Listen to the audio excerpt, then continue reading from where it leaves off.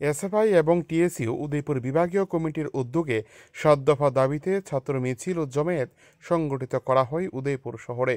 শুক্রবার সকাল ১১টায় উদয়পুর জামতলা থেকে ৭ দফা দাবিকে সামনে রেখে বামেদের ছাত্র সংগঠন ময়দানে নামে।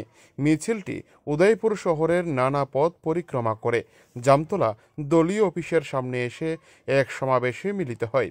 এই সমাবেশ থেকে বক্তব্য রাখতে গিয়ে ছাত্র নেতারা ৭ দফা দাবিকে সামনে রেখে তীব্র আক্রমণ শানান রাজ্য ও কেন্দ্রীয় সরকারকে।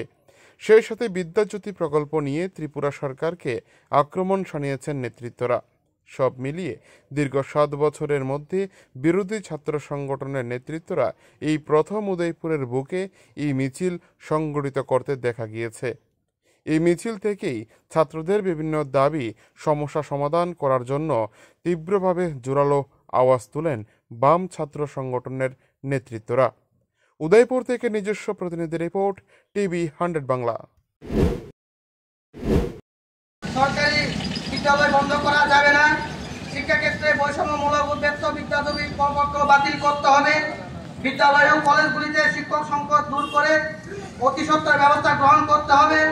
সরকারি ও বেসরকারি উভয় ক্ষেত্রে পড়াশোনার খরচ কমানোর জন্য উপযুক্ত ব্যবস্থা গ্রহণ করতে হবে।